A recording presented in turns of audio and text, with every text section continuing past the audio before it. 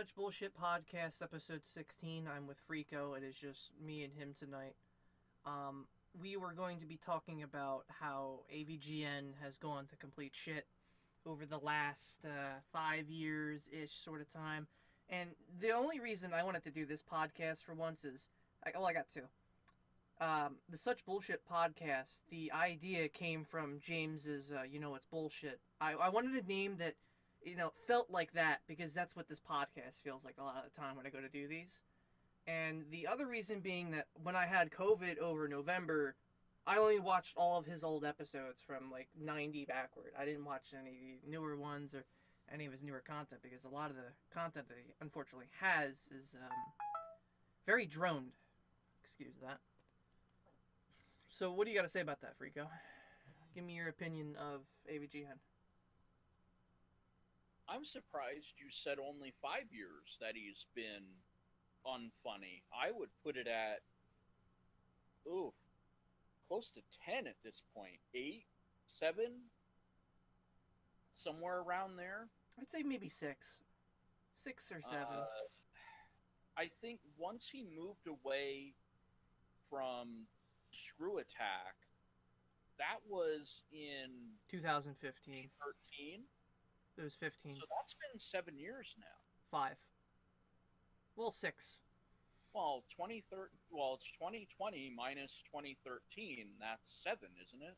No, he left Screw Attack in Game Trailer and were picked up by Screenwave Media in 2015. So technically 5 years, and the only reason was a monetary issue or some weird infighting. There wasn't really much of a description about it. Who he got picked up by isn't really relevant to me. When he left Screw Attack, that to me was the point where it's like, okay, I'm cashing out my chips. And realistically, he should have just hung it up and said, all right, I'm done, and moved on. But that doesn't seem to be the case.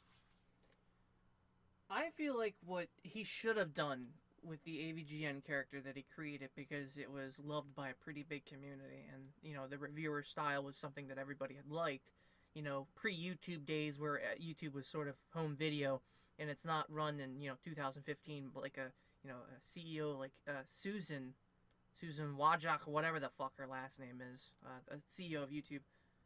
She runs it like a pile of shit and advertises stuff like it's awful. It's just an awful platform at this point. But if we're looking back at 2007, 2006, 2005, like the time that you remember that he was funny, it was funny because he wasn't signed to any of these assholes that are slowing him down, that are telling him, look, you can't do that.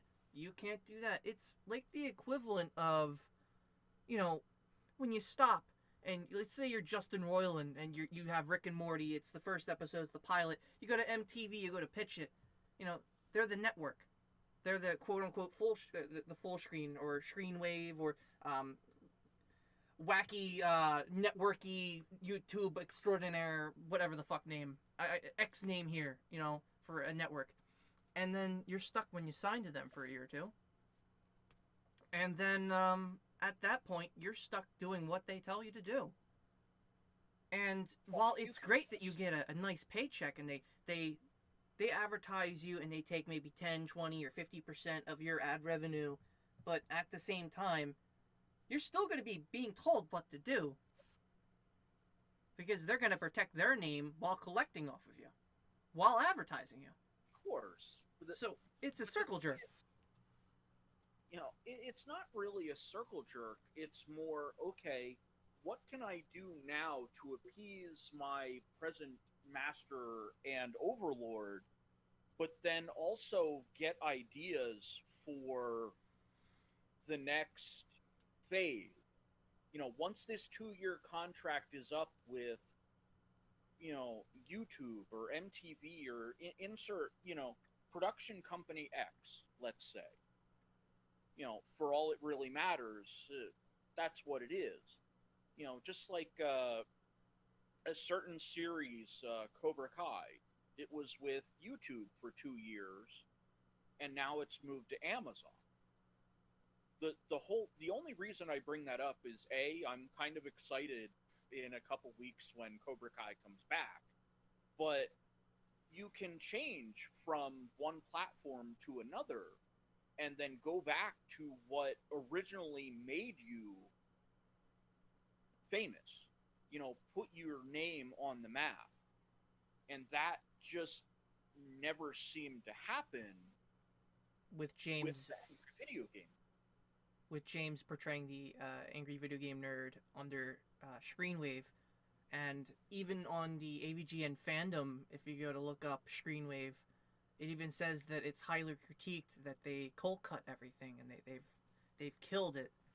I even feel like Mike Mondays, I feel like it was a whole thing dedicated to Mike. I feel like Mike, I like Mike. I like how he plays. I like his streams. I like everything about the guy. I like how he goes on with Pat the NES Punk, and he talks about the value of video games, the price, the market, history, and all that stuff. But when it comes to him managing the entire Cinemassacre channel, mass deleting comments, everything else that he has done in general, troll certain Reddit pages, flag videos, all these accusations that are out there, and I call them accusations. I'm not dramatizing that. I'm just bringing it up because this is what he's supposedly done in his history and stay with Cinemassacre and Screenwave. I'm gratefully happy that he's no longer with Screenwave because he can go back to being that happy asshole character that we all know. It's about character.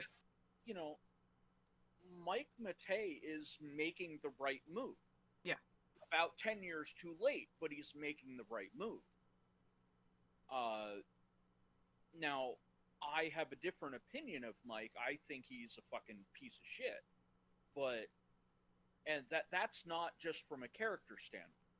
Like, I understand, the whole Board James episode where, Mike's just, being like the antagonist to Board James, the character being the antagonist, the protagonist, the whatever you want, he's playing the role of the bad guy. And then there was the issue with Bootsy in those episodes where like, oh, Bootsy, get the fuck out of here. And they're trying to bring Bootsy back over on the Cinemassacre Truth Reddit. But it's like, I met the guy in person, and he's just been nothing more than a complete piece of shit to me. Maybe it's because he's at a convention he doesn't want to really be at, and he's just there for another royalty paycheck. I don't know. But at the end of the day, you're still there promoting your character as you. He portrays himself in such a negative light to me that part of that has turned me off from the AVGN brand, as it were. So, maybe things will be different. Maybe it's, Rick and Morty decided, okay, well, Rick wants to do this, Morty wants to do that, and you have to split things up and go, okay, now we have to have, Rick's adventure and Morty's, adventure without the two of them being together at this point. I don't know nor care what Mike Matei is doing going forward. I'm just not interested in it because I don't like him as a person, much less a character that stopped being funny for me a long time ago. It just seems to me lately that he's more of a gamer. Even in the Goonies 2, little Mike Monday, which I'm pretty sure is going to be the last Mike Monday, the Goonies 2 episode, he's showing James how to play the game. He's like, oh, I really want you to play this. You would have had fun with it as a kid. You see, his eyes are light up. He's loving the game, but James just looks fucking bored. I mean, really bored. More bored than any Bored James episode I've seen him in. Well, it's weird. How much of that is a work, because it is a shot, that's part of the problem for me is that it's all, to use a wrestling parlance, a work. You're meant to, as the audience, think and feel a certain way, cheer for the good guy, boo the bad guy, in a sense. And for me, Mike Matei has transcended being the bad guy just in The wrong time period. you know, like it's not just the character of whatever motherfucker Mike or whatever he ends up being in other episodes. It I'm just so I can't even watch his streams on Twitch when he streams on Twitch. I've tried to watch it and it's just okay, this guy just doesn't give a fuck and he's trying to trade on his name that he's built up to try to cash in some way. Yeah. No, I understand that part. What I just don't understand is the mindset to why he, is doing it this late. Why did James not back in 2015? And this is what this really blows my mind. And I want you to think of this real quick. Just think about it real hard, everyone. Okay, you have James in 14-ish to 15, where he was kind of teetering between fucking game trailers and Screw Attack, screwing him over, and then finally being bought out by Screenwave. What astounds me is, obviously, at that point in time, James was 35. He had the sense of business. He knew how to make money. He had an obvious channel with an obvious following, with an obvious revenue behind it. So what didn't make any sense to me was, why didn't he just build his own fucking network? Which is what he did. Why didn't he just be the owner and sole leader of it, hire on a director that had the same ideals and views, scroll through a bunch of people, and when he finally, interviewed all these directors that could do what he wanted to do, or editors, make them the editor and sole crew of everything that he does. Instead, he got picked up by this fucking skeleton crew, which realistically rely on him more than he needs them. And then, for a quick buck, James goes on this fucking update video for 2021. At the very end, he's like, thank you, Screenwave, you guys have done so much for me. But in any of the episodes of this year, James, and this is a realistic open-ended question to you, my guy, what has Screenwave Media done for you that the community and your viewers have seen? That's what I don't see. They've done jack shit for you. The only thing that you've done is every opening episode now, and every opening video just about, has some fucking sponsor.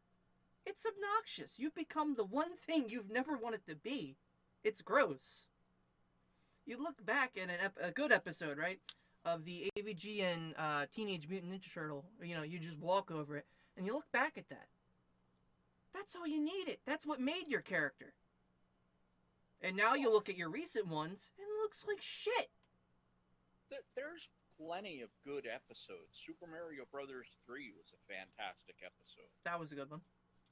Reference the California games, or the Wizard, I'm sorry.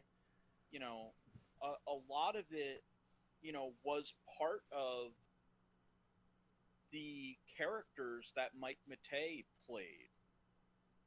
And then eventually, I think Kyle Justin played a couple. I don't remember who played the ninja when it was Ninja Gaiden, Ninja Gaiden, where they went through that episode. I think it was the musician. I don't think it was Mike Matei. I think it was actually somebody else entirely, but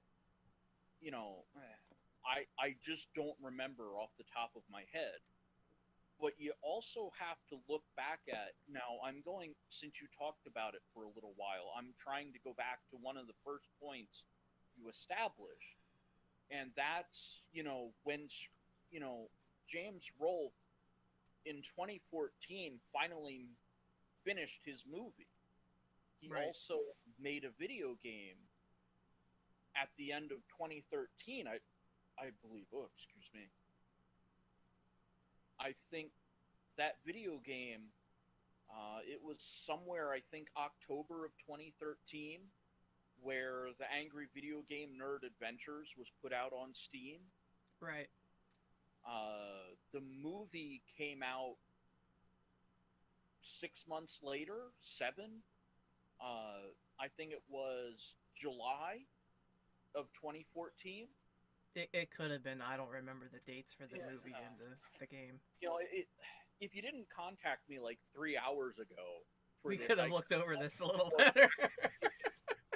got a little more exact details. I'm kind of hip firing on what I can remember, so I may have a couple things wrong. The way I look at it, if it's in your memory and nostalgia, and you can't put it in the timeline where you think it is, then obviously something's fucked up.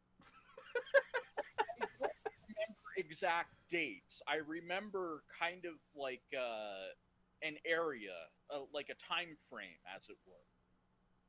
Like I couldn't say it was on July 23rd, 2014, or something like that. I know it was in July. I just don't remember exactly what that Friday was when it got released online, or whatever the day they release shit online. But So, in conjunction with the dates and times that you were referencing, what were you continuing to say about 2013-14? that's where I think AVGN should have just sailed off into Nothing. Said, all right, I'm done with this character. It's time to let somebody else take up the mantle, or come in with a completely Oh different shit! It's Rudy Chavez. How you doing, Rudy? Hi, Maris. Good to see you and Frico. My internet here sucks so bad, and maybe a late response. By the way, Rudy, you should get a chance. You could check your Discord. There is a gift there. Uh-oh. Yeah, I gave him a. Well, my wife wanted me up and down to go get him a gift, but like I'm limping through fucking malls and shit, holding my left side with a hernia, so I can't really do much. Where's my gift? I haven't been able to go out much. Your wife must not like me enough. Jesus Christ. Come on now. She. Where's mine? I've been asleep for days, but I wake up to shit like this. Everyone gets a gift, I guess. I'll get everyone one, but I wanted to get Rudy. It was Ark Survival on PS4, but the only way to get it was to get a $60 fucking PS4 gift card, and there's no $60, so I just said fuck it. I got him $100. There's a $100 code on your Discord DMs. Well, Merry Christmas to Rudy. Damn. Yeah. That's what happens when you're making money during a pandemic and you're, all you can do is play video games, relax, and chill. I mean, what else are you going to do with money? Yeah, fair enough. Buy a bunch of more fucking video games. To speak on reference, as I said earlier, I have before James Rolfe ever did the Sonic 06 episode, in 2015, PK Spark, a well-known Black Smash player, when you get a chance, look him up. He hosted a tournament before it was, I think it was Clash Associate. This was before any involvement with Screenwave, before he sold himself out to that. At Terracotta Theater, I got James Rolfe to sign Sonic 06 on camera. I had having him sign it and me asking him, it's just me walking up to him saying, hey James, this is my favorite game. Can you sign this? He's like, I want you to review this game. This is the best game ever. He smiled at me. He said, are you fucking nuts? So that is the only time that I've probably ever seen him in legitimate okay character. Was in 2015. 16 was the one time where he put his nuts on the table, so to speak, for the Ghostbusters 3 and said, hey, like, I'm not going to review this. But then all these big-time fucking celebrities went after him like he's this sexist piece of shit. But he never said a thing in that video about them being female or anything. I mean, he did say it's the female Ghostbusters. That's about it. Well, he didn't complain that they were women. Also on record is saying that movie sucked. And, I don't think you could have taken that script, put Bill Murray, Dan Aykroyd, Harold Ramis, and Winston Zedmore. Who the fuck was that? Ernie Hudson. Who's dead? Sorry, I couldn't remember your fucking real name. Sorry. Well, Ernie's long since been dead. No, it's Egon's been dead. Harold Ramis. Oh, all right. But now, isn't Ernie dead? I thought Ernie died recently. No, I don't think so. Well, one way to find out. I have a keyboard in my hand, so Google away. I mean, Ernie Hudson did show up in that movie at the very end. They all made their cameo. I just remember hearing that he had died. I don't remember. He might have not. But anyway, I just, like, you look back at that one instance where he defied the logic and standing, and I'm pretty sure the people running Screenwave were like, look, this is not a good idea. Pull out. You're having the community hate you. It's not good for viewership. It's not good for ratings. And what he ended up doing online, on social media, on just YouTube, Twitch, or Twitter, well, I don't think Twitch was really active at that point. I don't think he even streams on Twitch, but at that point, he was just going around saying, yeah, I don't really care about it, it's whatever, you know, I don't, it's whatever. But then, a few days later, he goes to a local fucking radio show, or a talk show, or on camera, and he rants up and down, he's saying all this shit about the people that were critiquing him. So it's like, he knows that people fucking hated it. But I gotta say, the fact that he had the balls to actually go to that station, walk the fuck in, sit down, and broadcast his view and say, hey, look, I think all these guys are bitches. And then after that, he just went complete simp. He turned into a simp. And it's weird because, you know, I've been born and raised in South Jersey. He's been born and raised in South Jersey. Not like 10 minutes from where I'm at. 10 minutes north, it's a little more chill up there. But like, how do you go from defying an entire community that you built to then being this sellout simp that you said he has fucking trading cards, AVGN trading cards? He's trying to get an audiobook of his autobiography. Every video has some fucking sponsorship opening. In a long list of shit. Mike is now leaving probably because he doesn't want to have to deal with deleting comments anymore, or he just wants to play games and enjoy himself. He's overextending his brand at this point. Yeah. Not that he hasn't done it ever since, you know, he made the movie, but he also made video games. There's a music collection that came out. I think that was 2011.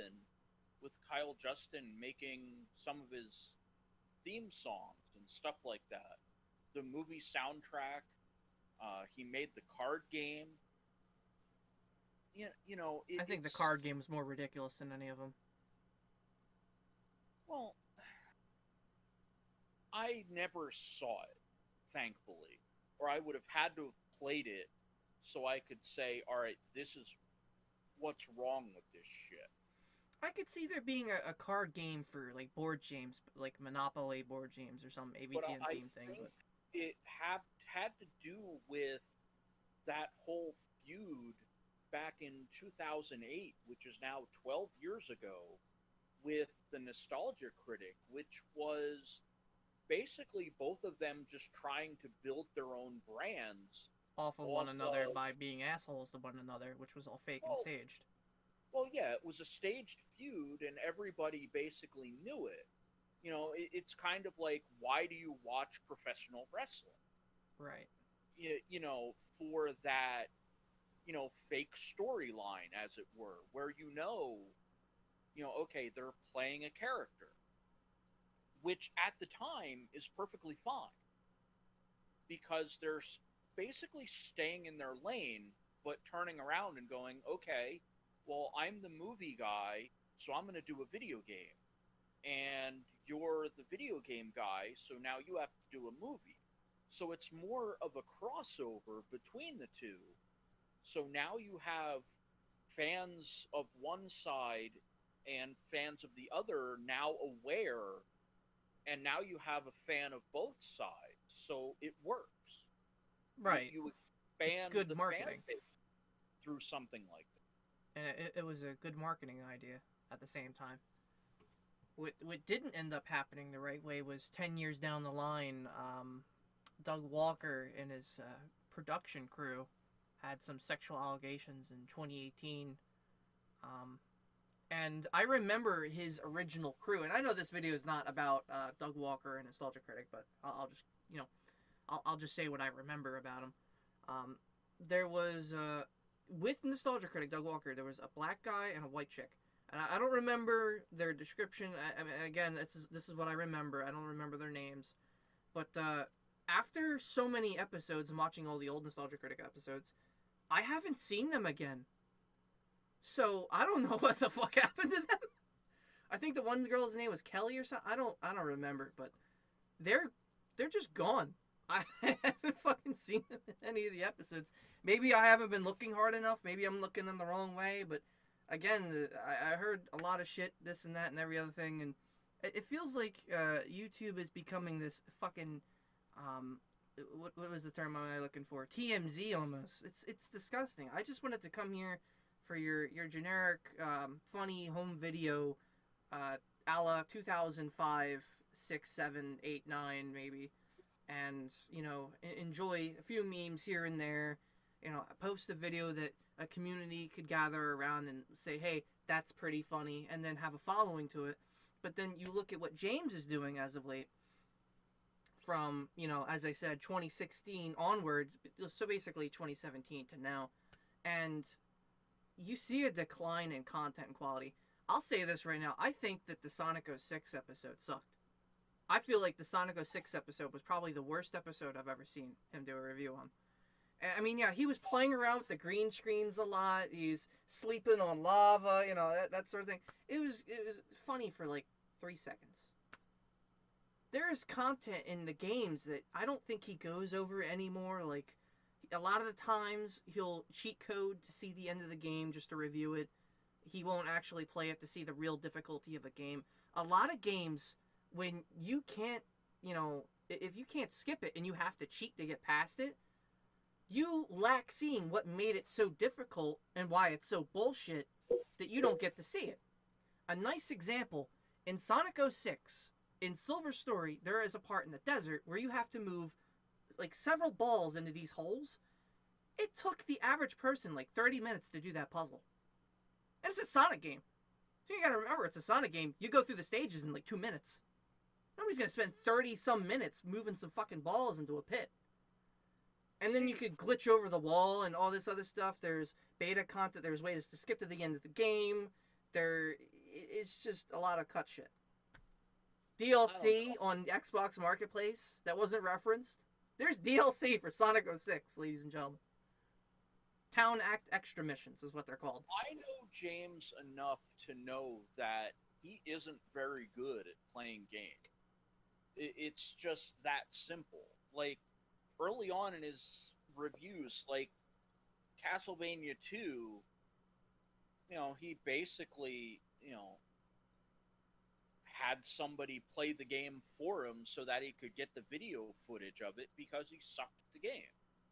The same with Battletoads. They basically played, that was one of the few episodes where Kyle Justin shows up, and actually helps him play through the game in 2-player mode because he can't fucking do it in 1-player mode. Right. Ninja Gaiden is another difficult game that he needed help with. And I feel like, as you're going, keep referencing them, like, just save it in your head for a second. Like, I feel like as time progressed, like, slowly but slowly, he just got shittier at playing and shittier, and then eventually he became so passive tame, it was like a passing fart coming out of his butt. It's like, alright, I can't play this game. Oh, okay, it's gone. Well, it's How did Screenwave ruin AVGN? Because I like AVGN. So basically, Screenwave took over in 2015, and there's been a huge decline in its content. The type of content, the sponsorships, the obnoxiousness. Ask me. Okay, so I think it really started probably around 2012 or so. Once he got past, the 100th episode or so. That's the same point I'm thinking. Really kind of started to shit the bed, as far as I'm concerned. I feel like the last decent episode was probably the Earthbound one. At that point, it just the Earthbound one, the Desert Bus, Crazy Bus, and everything down below. The Hong Kong '97 one was pretty okay. All the other ones behind that were great. It's just been everything else has just been this weird mishmash. It doesn't fit. And in a lot of episodes, he said, "Oh look, I got all these games behind me. I'm not running out of ideas." It seems like he's just running out of fucking ideas because every video just about has some kind of fucking sponsorship. And then you look at the, it's bullshit, and it's loud sounds. I'm thinking to myself out loud here. I'm like, I'm sorry, James, you're 40 now. What are you, a grandpa? Of course the fucking openings of things are gonna be loud. You want to know a game that's loud? Boot up Ark Survival. I just gave it to one of my friends right now on this podcast with a $100 gift card to PS4 to go out and buy it. He's gonna go buy it in a few minutes. Watch, right? You go boot up that game, all you hear is it just ear rapes you. Regardless. I have it on Steam, so yeah, I know. But one thing you also have to remember is that it was, I think, March of 2010 where he turned around and said that he had burnout. In 2007, I think. This was pretty early on, and it was right around the beginning of the relationship, and it may have actually have led to the relationship with Screw Attack, and he said he had a break in his voice, like his voice changed, or, from yelling so much, it just, changed. But this is, way early on. I don't think his voice changed from yelling. But, one way or another, it was around that time, the early 2010s, 2011, 2012 or so, where I think he started to focus more on the movie that he was going to release eventually in 2014, and that's where the episodes started to suffer, because now you're pulling yourself in two different directions at that point. Never mind, all the other shit, like the cameo appearances in movies and whatnot. You're in the middle of directing a film, and then you're in the middle of also directing your episodes and every other small project. And then during that time, you're constantly updating your community and saying, "Oh yeah, videos are on the way. I'm sorry, I've been quiet. This, that, and everything." It happens, but like, I don't think he understood that he should have hired a director to do all that stuff. Well, he thought he was the director. At least that's my opinion on things. James and Mike Mondays was also something that started up in 2012, around that time frame, if I'm not mistaken.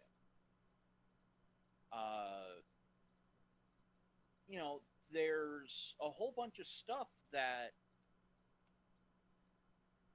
James Rolfe, diversified himself and pulled himself in so many different directions that the only inevitable conclusion is that you're going to burn yourself out. Board James started in 2009, I think. The James and Mike Mondays started in 2012. So, this is all stuff that's leading up to that one defining moment when he decided to make that movie to continue the AVGN brand. But then you go to look at the update video now, 9 years later. To make the movie well before then. It was, I think he told me it was 2008 when he finalized the script of his movie. But it was a matter of being able to film it at that point. He put out, like a Kickstarter kind of thing. Yeah, I remember that. For the movie, and that got him about $300,000.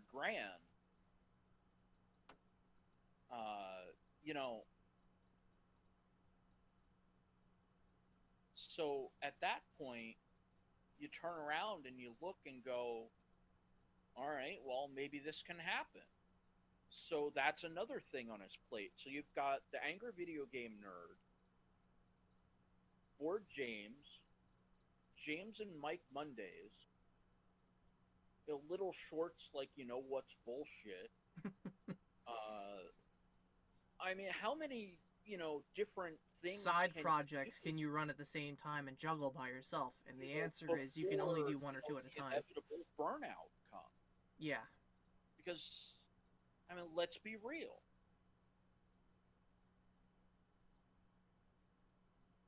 You know, if I'd seen someone from Screenwave Media, some person, on camera, on set with AVGN, which, by the way, AVGN, again, you know, James Rolfe, you're literally the only thing that is flagshipping Screenwave.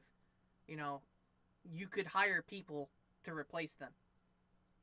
Essentially, from the money that you make off the nerd episodes, your DVDs, all your whole franchise, you could cut ties with them and take all the money and run.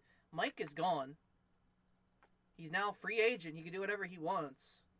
As you said, I mean, it doesn't make any sense to, your follow-up was, oh, I'm going to make music. I got my autobiography coming on audiobook.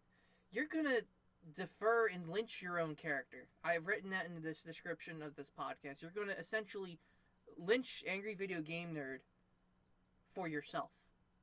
And essentially devalue it with boredom. People don't want to hear that, you know, associate with this, the characterization of AVGN, which is this angry gamer that wants to fucking destroy you, beat a game, or show off its difficulty, or talk about it. No, they don't. They want to hear that. They don't want to hear, oh, this is my life. My name is James Rolfe. I wrote films, and I enjoyed horror movies, and this, that. I could go into any fucking bookstore and hear that. That's bullshit. You want to know what's bullshit? I could do a whole bullshit. That's bullshit. This is why we call this a Such Bullshit podcast. Yeah. This is why I'm saying AVGN's full of shit, and this is why I'm doing this episode today. Well, it's such bullshit that you did an episode of You Know It's Bullshit about fucking loud sounds. Here's what I don't understand.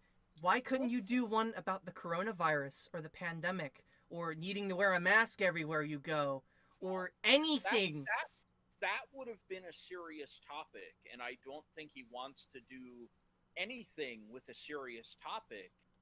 You know, like he would have.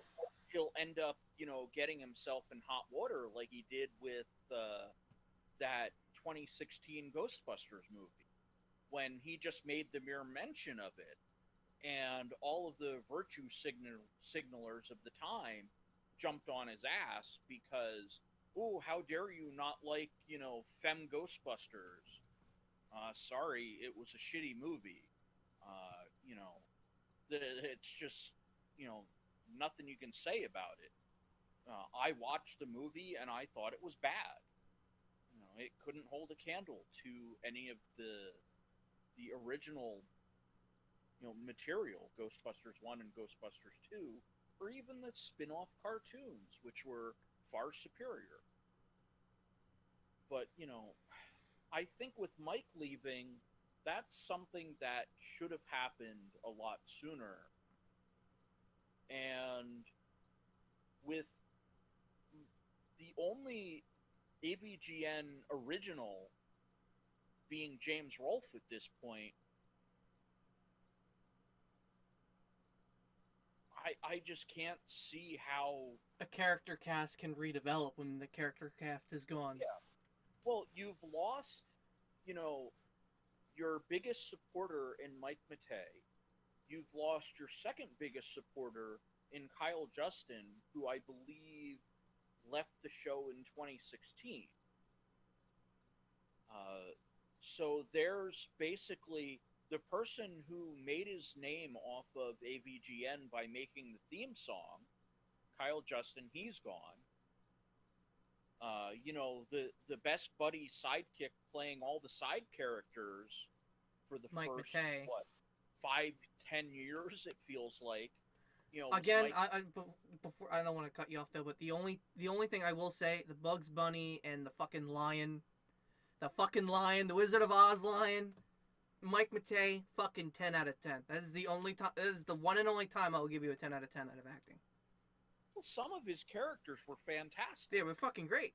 And, Kyle Justin played Spider-Man. So, when he wasn't showing up in the few episodes, where he actually got some of the recognition that he deserved for his role on the show, I am shocked that people haven't abandoned ship earlier on James Rolfe.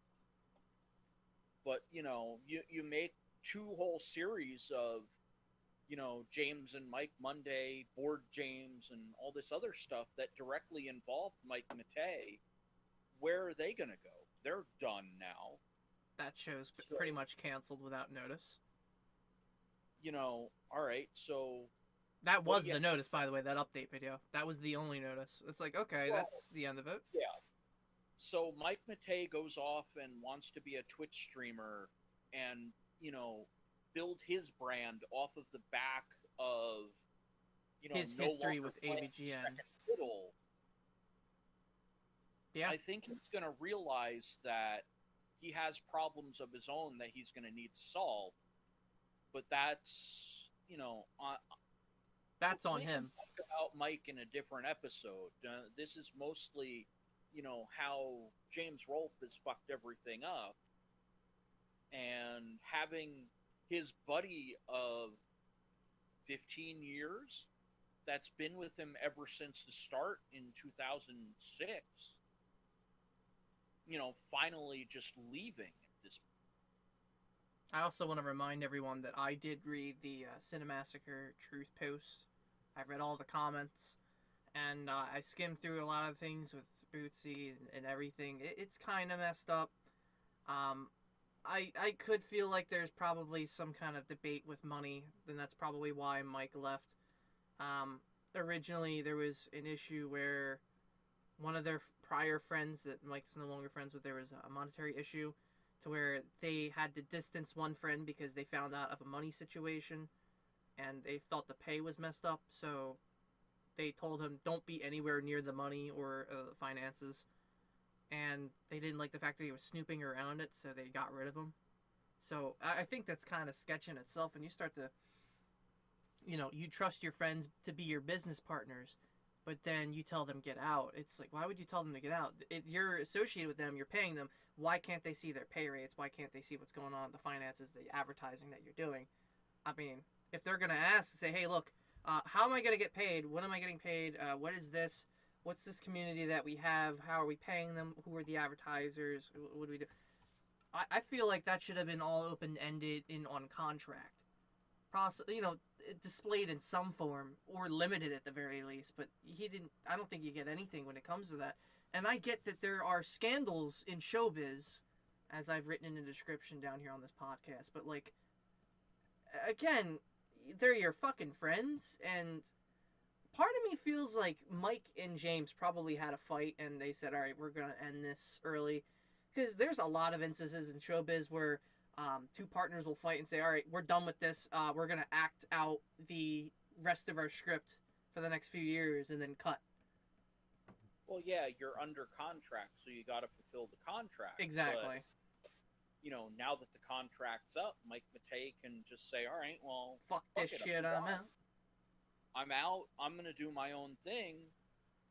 Thanks for having me, but, yeah, go shit on somebody else. I feel like Mike Matei was the guy playing the game for James. Every time. And all the footage.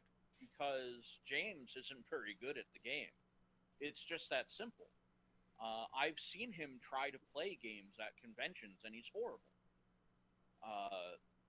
He won't even do panels at conventions anymore that he shows up at to play any games, because that will, unfortunately expose him even more as being, little more than a character that can't back up anything that he has. Right. Like, I went to Smashadelphia, and that's where I met him the first time. and it was at the Terracotta Theater, which they rented out for that day. And he just sat upstairs the entire time, drinking a beer in the balcony while, everyone else was playing. And I had one. I was sitting up on the balcony after I ended up in loser brackets. I lost round one against the semifinalist, which I was happy. I was happy to lose and be the only one to get one win on him until he got to the semifinals. And he also, that same guy who kicked my ass, beat the host's ass 0-2. Clean. At least I beat the semifinalist 1-2. So I almost beat him. So I did better than the host of the fucking tournament. Yeah. For our first tournament, that's not bad. But still, like, I had fun meeting him, going to that tournament. There was some Smash 64 things going on there. And, I mean, again, I just feel like it was disappointing that he didn't go downstairs to play any of the Smash games. Or any of the N64 games that were set up down there. Or GameCube or whatever. They had TVs set up everywhere. He could have went downstairs to play, but he didn't play at all. No, he won't. Because, there's a different convention that runs year over year. Well, not this year for obvious reasons. But I mean, I've been, almost a direct handler of James and Mike and the Cinemassacre guy. So this is why I have that unique perspective. He just never gave a shit. And this is going back to 2012 when I first started staffing the convention. That, in 2018, I basically just said, all right, I'll show up as a patron, but, fuck you, question mark. I just don't need this shit anymore. I don't make enough off of coming here for me to even waste my time with it. I'll show up every other year, roughly, at this point.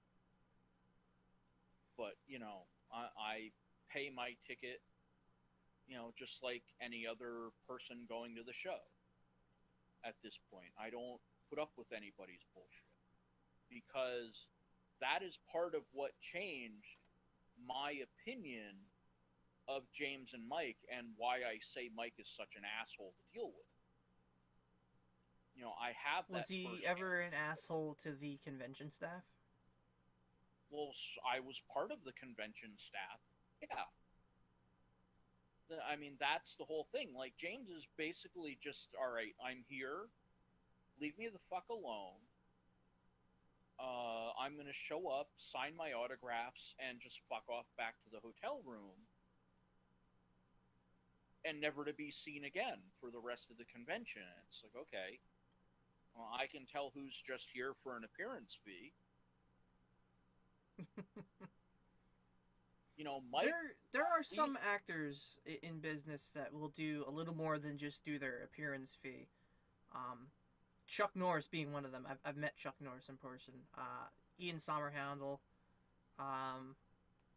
Just a couple few names here and there. I could just think off the top of my head though. But outside of their persona or their character that they portray, either on shows, TV, or whatever, they'll actually care, Oh my god, Maris, thank you. I bought the Ark game. I'll start the download after stream. Thank you.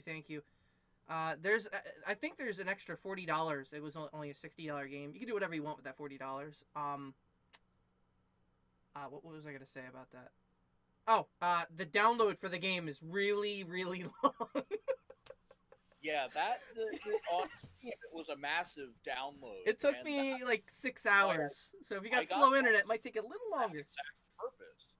That I'm just like, no, I don't want to clear out like the other 6 games off of my PS4 hard drive that I'm going to need to clear off to get this game. I mean, if you look at my Steam account, I got 2,000 hours logged on Ark. I played on one server for 6 months straight. And you know that game with dinos and stuff, like, stuff decays. If it decays in a PvE world or game, you lose all your stuff. There are games that I've seen that James has missed huge opportunities on that are complete shit or weird. Here's another one that really blows my mind away. Why has James never done a Pokemon game? That's what really weirds me out. Why does he never get involved with the people that do Boundary Break and show the weird things about gaming? The things that would, raise an eye? Yeah, I think. because he is just cashing in at this point. Yeah. That's all I can really say at this. You know, he got to a point where he built his name up. The movie, well, it didn't fail, but it also maybe didn't really do what he thought it would. And at that point, it's just okay. Shit, I'm not really this big sensation that I thought I was. And but he's also not content with what he had. It feels like kind of like Sylvester Stallone going back and revisiting Rocky after what 20-25 years and making a new movie in the franchise. That Creed movie. It's just renewing it for an extra $5 or whatever.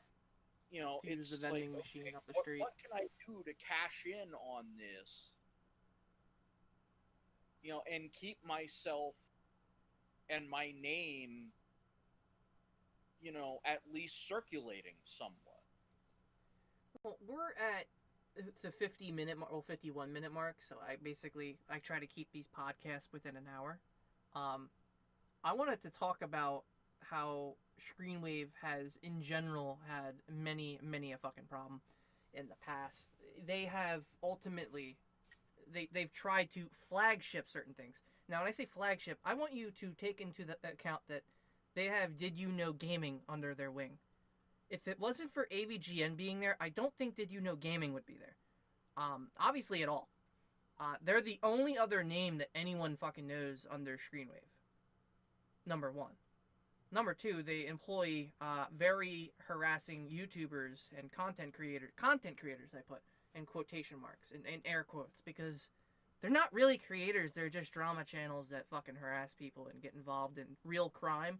Like, I don't know, Boogie shooting a gun towards a church, or, fat pieces of crap that want to make, harassing videos and stalk people and fucking make sock accounts and puppetry and bullshit.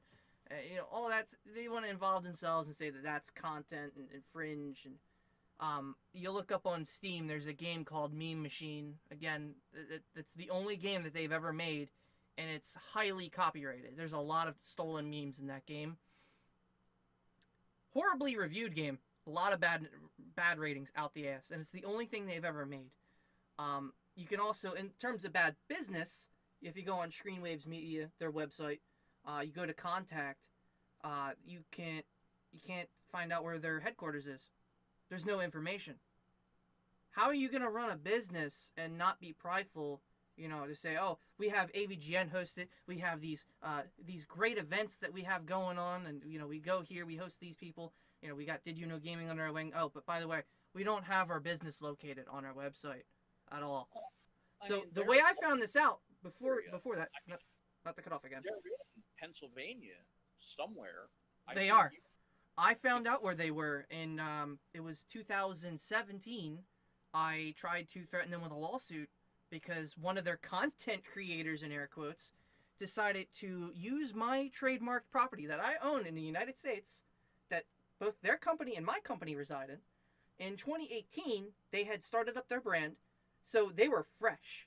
They were fresh off the printer. A couple months into their being officially branded and recognized by the United States for trading purposes, I come along and I say, look, you assholes have some content creator referencing and using my brand and name, and, you're profiting off, they're profiting off of it, and you're taking a percentage of that profit. This is infringement. You're using your tools and power to protect these other content creators by paying off the execs. I know what you're doing. I will come to your office. And the way I found out was I took the legal route. I had my attorneys look up where he was, and then I even researched it, and I found out where they were. My attorney also found out. It texted me right after, 5 minutes after I found out. We found out by contacting the Chalfont Municipal and asking them, hey, we need to look at the business registry, and we need to know where the business is registered. They found, okay, get this, Screenwave Media, the network that AVGN is under, is located in a fucking same building behind a dentist office. in a small office no bigger than my studio. In this tiny little box office. That is their office. Oh, well. When I said that I would go down there with my lawyer and serve them in person to take them to their local court for a misdemeanor and a few other things, they immediately backed the fuck off. They gave me what I wanted, but I never got the money that they fucking scanned from me and, you know, used it to debrand my name, my fucking meme troll trademark that I own. Never did that. So they have a history, a bad history with business. And they, at that point, they already started. That's what astounds me. And they back the fuck up. Oh. And then they go to their content creators to say a whole bunch of bad shit and all this bullshit. Like, literally, the CEO is a whipped bitch. I'll say that on camera. A fucking Screenwave, okay? Whipped bitch. I fucking told them I would come to them and fucking sue the shit out of them in their own town, and they got scared and then fucking listened.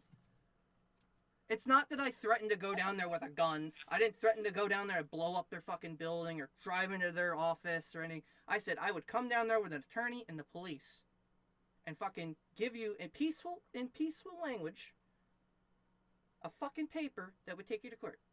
And they immediately backed the fuck off and gave me what I wanted. I'm looking at this Screenwave media site, and it's... It does not say where their business is located. Oh, it's not even that. They say 1 billion monthly network views, 4 billion monthly watch minutes, 800 influencers. But then you go to their site, and it has basically Cinemassacre, which makes up all that. Pretty much everything. And then their YouTube partners list is 2, 4, 6, 8, 10, 12, 14, 16, 18 people. The only one that you've noticed is the Did You Know Gaming channel. Do you recognize any of the other ones? I think I know 3 of them. Vine Sauce, just because he was another person that I was a handler of at said convention for 1 year, and Pat the NES Punk. The rest of these names are just, okay, who the fuck are these people? Oh, and GameSack. But then GameSack also was because they appeared at the convention. I didn't handle them directly, but, you know, out of, you know, the 18 19 counting Cinemassacre, I know 4 of the brands. That's 20%. You know, basically 4 of 20. Just to get my 420 reference in there. I was waiting for you to fucking do it. I really was just now. I just had to work it, you know. I just had to, you know, get around there. So I got the 420 reference in. But, you know, can I ask, was it Vinny that you were meeting? Only Vinny at that convention? That was back in like 2013, 2014, 2015. Was he an asshole? 2016. You know, in that time frame where, you know, I handled probably a third of the talent, or so-called talent. You know, given, you know, a lot of it had to do with the indie games area that I handled. So I got a great picture of Tommy Dreamer and myself because of I was a big wrestling fan. Oh my god. And a big ECW wrestling fan. I'm like, oh my god, one of my childhood legends is fucking right here. Walk up, take a picture. You know, in high school, I would come home on Wednesday night and watch this man wrestle and beat the shit out of another person, you know? And I'd watch him kill himself, pretty much. And I'm like, oh my god, this is the best shit ever. it blew the other stuff at the time out of the water. It's like And when I met Chuck Norris, you know? it was the local promotion. And I'm like, oh my God, this is fantastic. Yeah, I would have loved to have gone out to dinner with him and just been able to shoot the shit. But unfortunately, that never manifested. Like, there are other people, like a couple voice actors from League of Legends, Danielle McRae, who does Karma, or did, excuse me, and Richard Epcar, who does. Now, if you had said Steve Blum, I would immediately have just like walked up to him and been like, "Yeah, I have his autograph on my microphone." No, like I actually do, by the way. you know, for a now defunct convention that ended a long time ago, I happen to be a handler for these people, and we literally, at the end of the convention day, it's like, all right, we're off shift. You want to go to dinner? And they're like, sure. So myself, a couple more, convention staff members are just there at a dinner table with Richard Epcar, Danielle McRae, and a couple other people that I personally was not interested in. The whole staff and celebrity kind of thing. And we're just there having dinner and just shooting the shit for like an hour and a half. That And doesn't sound bad. I never got that with any of these newer personalities. Like, yeah. James Rolfe is just like, he's just completely dead inside. When it I did want to ask, how was Vinny in person? Is he an asshole in person, or was he just a fucking weirdo? James Rolfe is like, like the high school introvert that doesn't talk to anybody? Yeah. And just has their head down and just wants to, like, oh my God, please don't bully me and stuff me in the fucking locker. That's how he acted like when I went up to that's James AVGN. Rolfe in a nutshell. Like, he has zero personality. You walk up to him and he's like a potato. Like, he doesn't know what to do. It's like, wow, a wild fan approaches. Escape, run. Stand there and be like, hi, awkwardly. It's not like, you can't approach him in character. You can't approach him out of character. It's difficult. I feel like a lot of these personalities need to take a fucking page from one of my favorite actors, and I know this is probably going to make you say, what the fuck, why would this be your favorite actor? Jim Carrey. Okay, I really... Oh, God, no. That man is always in character. Even off camera.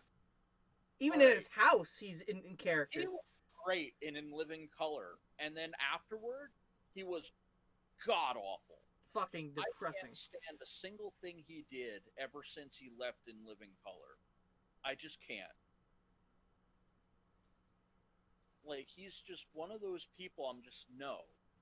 I think even the Sonic movie that he did recently was good. I feel like he did really well. He didn't overshadow that movie, so, I can agree with that. The Sonic movie was alright. But I won't go and watch a movie just because, oh, Jim Carrey's in it. Yeah. Oh boy, gotta run out and watch Jim Carrey.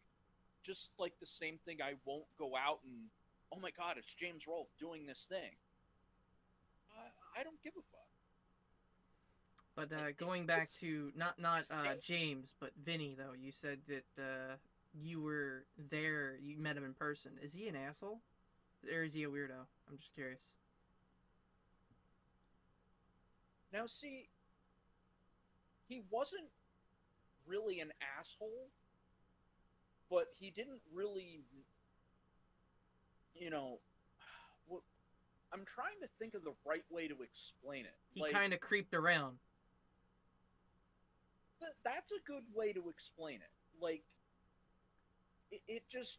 He kind of just hopped in the scene like a frog or something, like in the background. Really, ask for much of anything. It wasn't like I had to roll out the red carpet for him. Kind of just walked in with a bottle of water and be like, yeah, hi. That's it. Pretty much. He's like, all right, where's my section? Let me go set up, and then I go about do my business.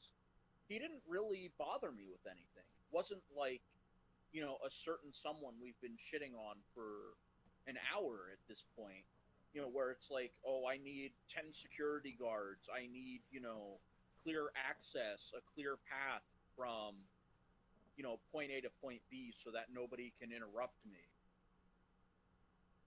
No,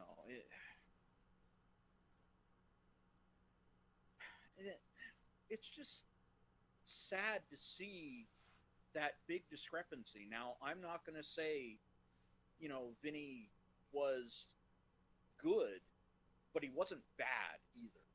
It was just kind of, okay, another list, The reason I asked that was because many, many years ago, I was originally going to try to join Vinesauce through a few of his pals and whatnot, and ended up hanging out with a few of them, but then I didn't want to. I just wanted to do my own thing. Because I felt like there had been too much of a requirement and too much kiss-assing, and I wanted my own friends. I didn't want to become a whipped pussy, I wanted to do my own thing, be proud of what I am. And to see how Vinny has gone to recently, getting banned over Twitch for little tits and trying to sway Twitch admins and this and that, and then hearing that he's involved in that same network doesn't really give me any kind of assurance that it's a good thing,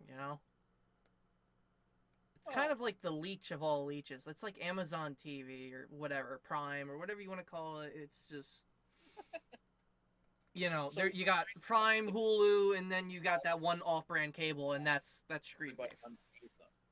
I just want that these, Vinesauce, Vinny, he's from New York, basically. All the, James and Philly, realistically, I just want you guys to just, and I guess, did you know gaming? I guess. I just want those guys to stop and realize that you guys can open your own thing and make your own profits. You don't need a fucking media flag that puts you at future risk through shit that I just referenced. I mean, I get it. There's showbiz everywhere. There's always going to be a scandal or a problem. However, you're putting harm to the very brands that you've created. Why continue to do that? I think Vinesauce kind of gets... I think Vinny gets it a little bit. But, not everything else. I know Vinny worked his ass off at Comcast. He did a good job. But again, I wouldn't have... I wouldn't have ever considered to join up with a network. There's been times where when I've had my videos up that had millions of views that had been removed multiple times, I got my meme compilation videos that get removed. Often. Directly from CEO Susan, I've been removed multiple fucking times. I've gotten emails saying, remove it now. I'm not kidding. I've gotten actual emails from these little net ops from fucking not Screenwave Media, but Full Screen, a different company. And they're the same type of fucking assholes. Except back then, they were going to individual users and fucking with them through private messaging system on YouTube. Now you just have Screenwave being bitches in the back doors. It's the same concept. YouTube's changed itself, and probably for the worst, but that's, I think, a different topic for a different day. Right, yeah. I just hope those people realize they can change their brand for themselves. Warranting a such bullshit breakdown. Not today. This is about the angry video game nerd, or more specifically, James Rolfe, in particular. Being a sack of shit. And the character. And I think with the revelation of having every one of your early supporters now gone, I don't think he has the drive to continue really going with that character. That will be substantial. You'll see a bunch more soulless Drek that you've had, because he just, doesn't know when to give it up. Which to me, should have been about 6 years ago when the movie came out. to And say, all just right, to throw this on the last minute, which the stream is currently at 1 hour and 9 minutes, which is a little over than what I usually do. I just wanted to specify that, you know, the Mike Mondays thing with Mike Matei and James. I feel like those were the only things that people had watched when they didn't see an AVGN episode, and that disappointed a lot of viewers. Because a lot of the times in the episodes, Mike was the one playing the game off camera for the gameplay footage, and I feel like that's all that was. It was just James was the camera guy, Mike was the gamer, and it was just that the whole time.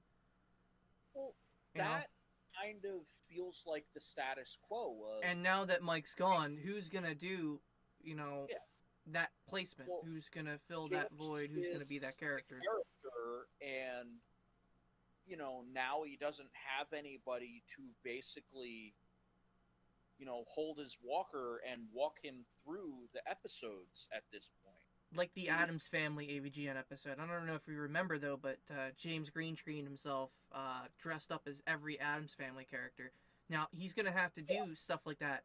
Now he's gonna have to be literally every character for every episode, and that's if he continues doing the whole let me make a character and put it in the actual episode. I don't think he'll ever do that.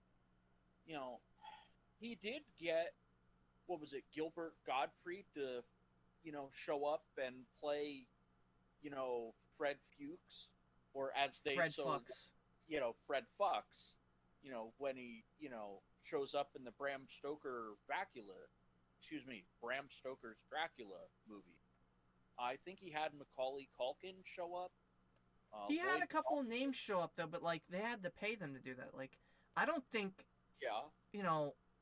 He would be able to get someone like Mike, like a friend, to come over and film the games. Is what I'm getting at. To do what he couldn't do on his own. You know what I'm saying? Like, and even the characterization. It wasn't just somebody. Oh, I know this person. I can bring them in here. No, he had to reach out to these people that he's never met before, doesn't know their personalities, to come to them and hope for a good episode, and hope that things go right. And maybe they will, maybe they won't. And he doesn't know what to expect. And maybe once they're out of his house or, out of his studio or whatever, he'll probably take the one good sigh and be like, okay, finally, I don't have to deal with this guy. Maybe I like this guy. Okay, maybe I do like him. Oh,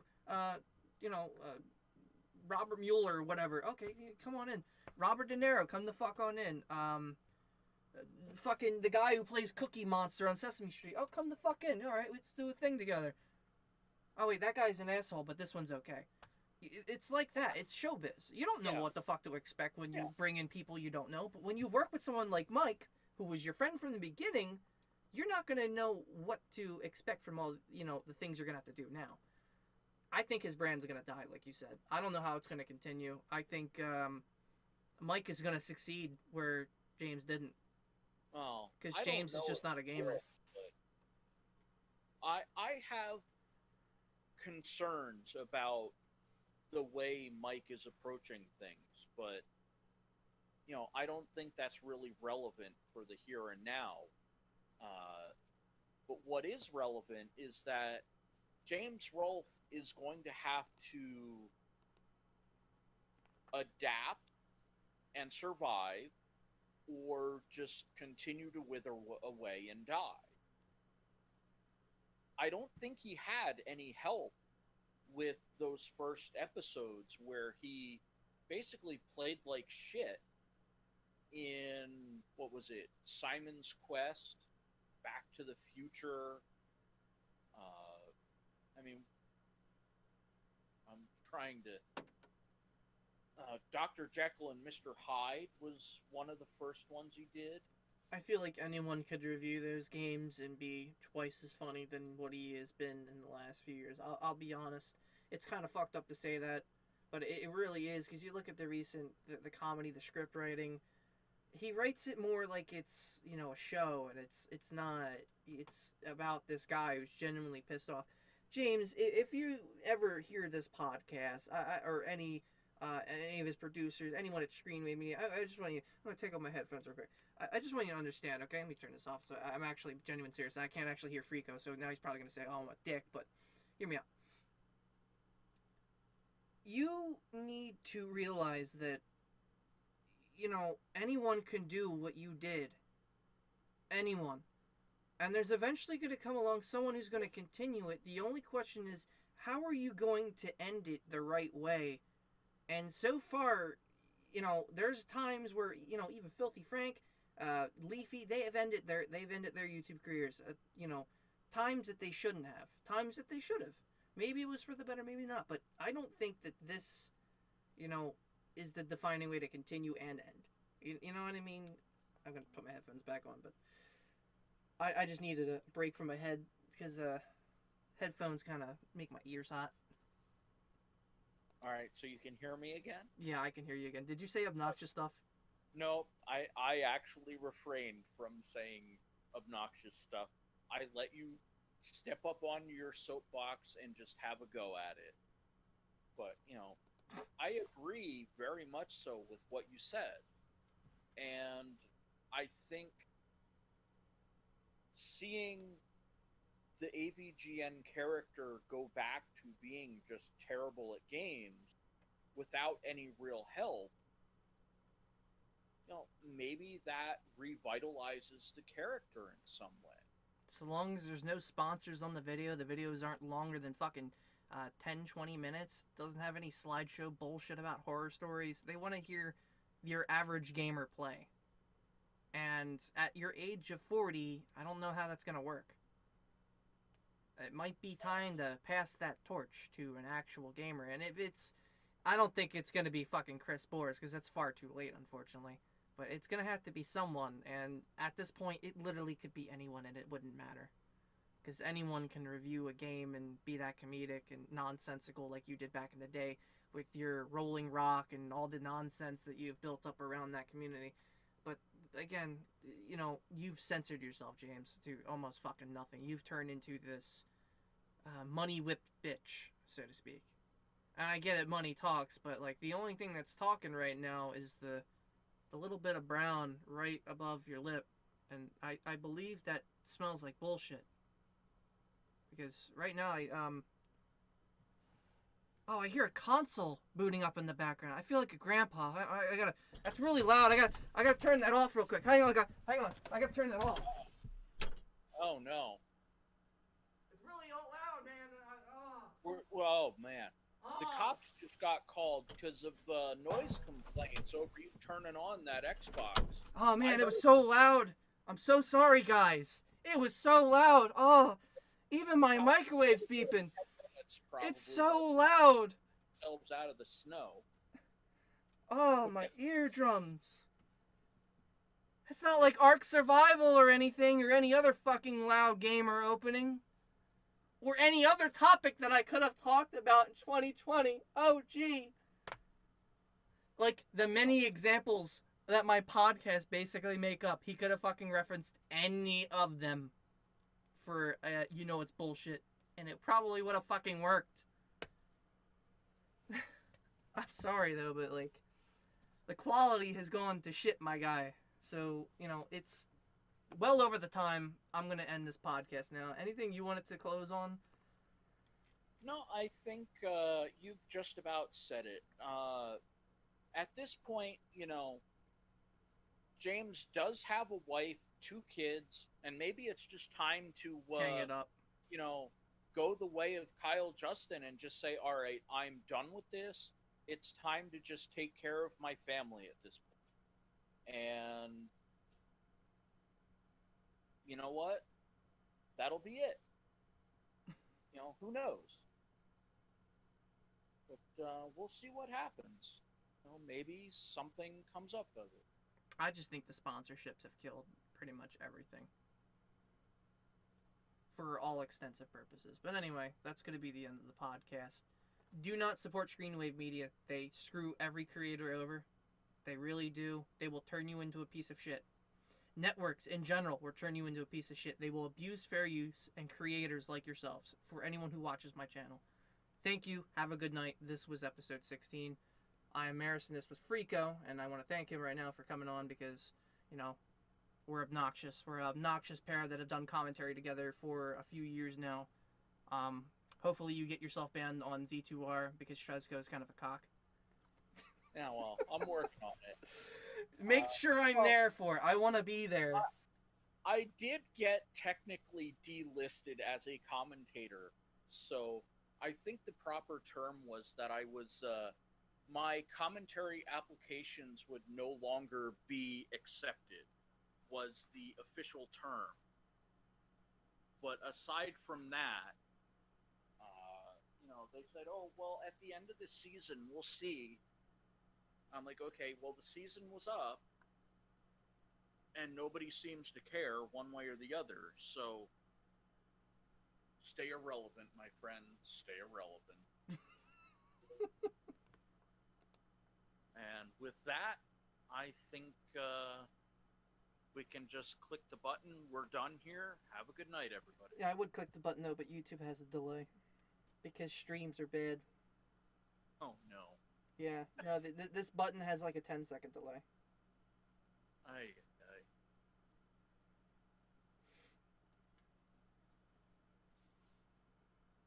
Good night.